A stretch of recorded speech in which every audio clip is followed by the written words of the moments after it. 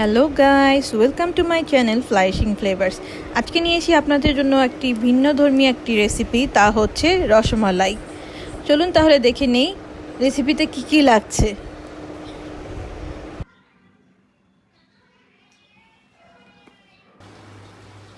এখানে প্রথমেই নিয়েছি মেজারিং কাপের হাফ কাপ পাউডার মিল্ক।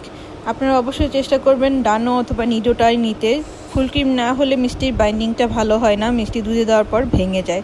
এবং নিয়েছি 1 চা চামচ ঘি অথবা বাটার নেবেন, আমি এখানে ঘিটাই ইউজ করেছি এবং অবশ্যই গলানো হতে হবে। আর নিয়েছি 1/2 চা চামচ বেকিং পাউডার। অবশ্যই বেকিং পাউডার ইউজ করবেন, সোডা ইউজ করলে ভালো রেজাল্টটা আসবে না। তো এখানে আমি প্রথমেই 3টা যে উপকরণ আপনাদেরকে দেখিয়ে নিলাম, ওগুলোকে ভালোভাবে ঘষে ঘষে নিয়ে মিক্স করে নিতে হবে। চেষ্টা করবেন মিক্সিংটা খুব ভালো করার জন্য, এতে করে মিষ্টির বাইন্ডিংটা খুব ভালো হবে।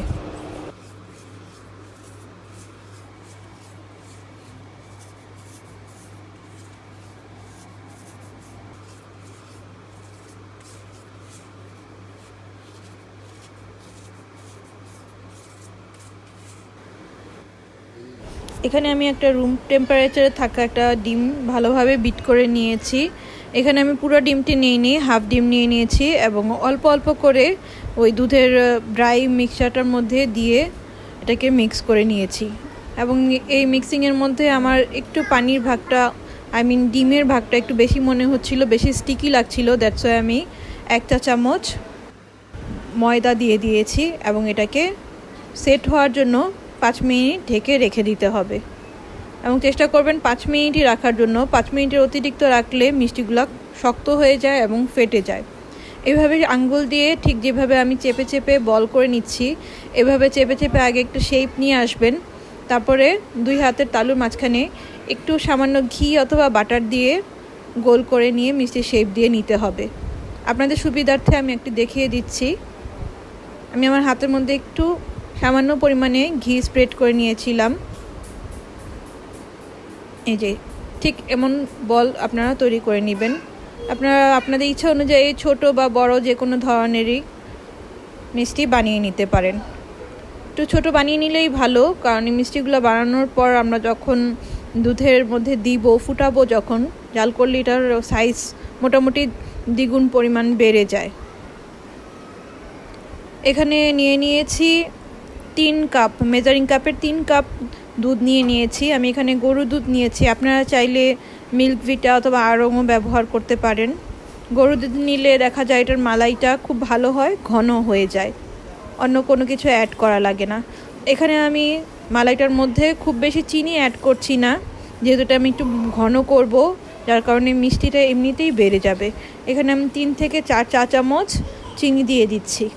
এখানে মিষ্টি সুন্দর একটা ফ্লেভারের জন্য দুধের মধ্যে একটা এলাচি দিয়ে দিয়েছি। এই যে দেখুন, দুধটা ফুটে গিয়ে খুব সুন্দর একটা ঘন হয়ে গিয়েছে এবং একটা ইয়েলোইশ একটা কালার চলে এসেছে।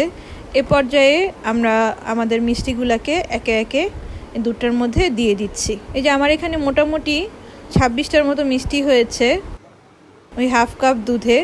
আমরা এখন এটাকে দুধের মধ্যে, ফুটন্ত দুধটার মধ্যে দিয়ে দিব। প্রথমে আমরা একটু ঢাকনাটা খুলে রেখে এটাকে হাতলটা ধরে একটু নাড়িয়ে নিব। তারপর যখন দেখব মোটামুটি একটু সাইজে বড় হয়ে আসছে মিষ্টিগুলা, তখন আমরা ঢাকনা দিয়ে প্রথমে খুলে রাখবো এবং পরবর্তীতে ঢাকনা দিয়ে 2 থেকে 3 মিনিট ভালোভাবে মিষ্টিগুলাকে ফুটিয়ে নিব। এ সময় চুলার জালটা আমরা লো টু মিডিয়াম রাখবো। এখন আমি মিষ্টিগুলোকে একটু ঢেকে দিচ্ছি, ঢেকে 2-3 মিনিট অপেক্ষা করে নিলাম। এই যে দেখুন, মিষ্টিগুলো এখন অনেকটাই সাইজে বড় হয়ে গিয়েছে। আবার ঢেকে দিচ্ছি 2-3 মিনিটের জন্য। এখানে আপনাদের সুবিধার্থে একটা টিপস শেয়ার করে রাখছি আপনাদের সাথে, যেটা হচ্ছে গিয়ে এই রসমালাইয়ের দুধটাকে খুব বেশি ঘন করবেন না, এতে করে মিষ্টির ভিতরে দুধগুলো ভালোভাবে অ্যাবজর্ব করতে পারে না। চেষ্টা করবেন দুধটাকে একটু পাতলা অবস্থায় রেখে গরম অবস্থায় ঢেকে রাখতে। এবং আমি যেটা করেছি, মিষ্টিগুলোকে উঠিয়ে নিয়ে যখন নাকি মিষ্টিগুলা ফুলে উঠেছে, তখন আমি এই দুধের মিশ্রণটাকে আর একটু ঘন করে দেন আমি মিষ্টির উপরে দিয়ে দিয়েছি। এতে করে এটার টেস্টটা খুব ভালো আসে এবং দেখতেও জিনিসটা খুব সুন্দর হয়।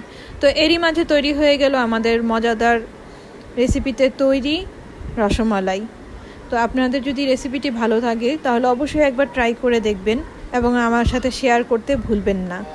রেসিপিটি যদি আপনাদের ভালো লেগে থাকে তাহলে অবশ্যই like and share and subscribe করে আমার পাশে থাকবেন। তো আজকের মতো এখানেই বিদায় নিচ্ছি। সবাই ভালো থাকবেন। আল্লাহ হাফেজ।